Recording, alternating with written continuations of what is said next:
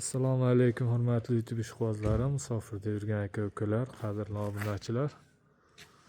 Mana bugun navbatdagi darvozamizni Namangan viloyati Mingbuloq tumaniga olib kelib ustanovka qilib bo'ldik. Mana juda chiroyli, juda ideal holatda o'rnadi bu darvozamiz. Bu darvozalarimiz kraskadan oldingi holatlarini ham bir qator video qilib kanalimizga yuklaganmiz. Obuna bo'lgan bo'lsalarni ko'rgandirsizlar.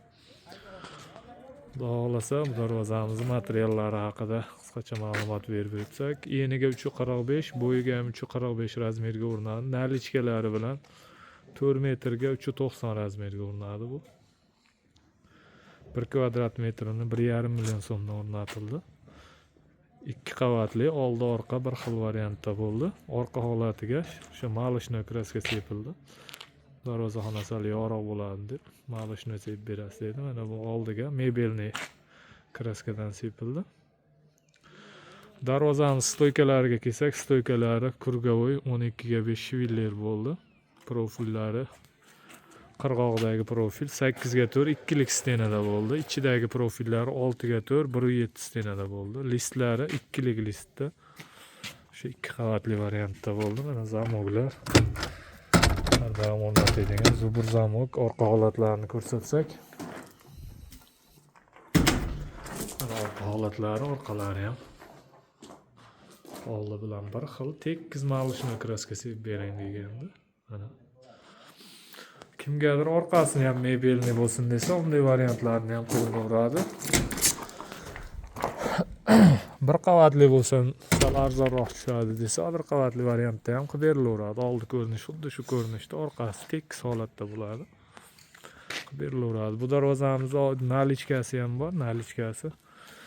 Kichkina kalitkasi mana bu chekkaga o'rnatildi.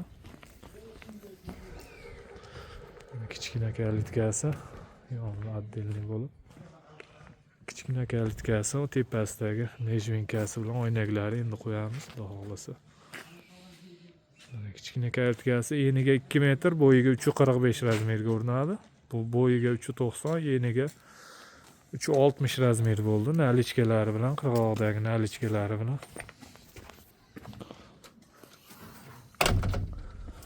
Mana bunimiz ham xuddi nari katta darvoza bilan bir xil bo'lib 2 qavatli holatda bo'ldi. Oldi orqa bir xil bunda.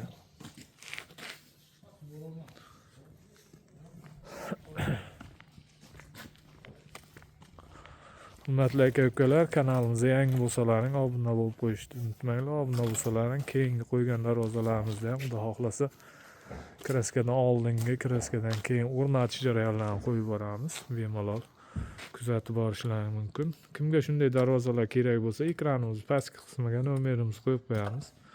O'zbekiston bo'ylab dostavka, ustanovka mavjud. Bemalol aloqaga chiqaverasizlar. Sog' bo'linglar, salomat bo'ling.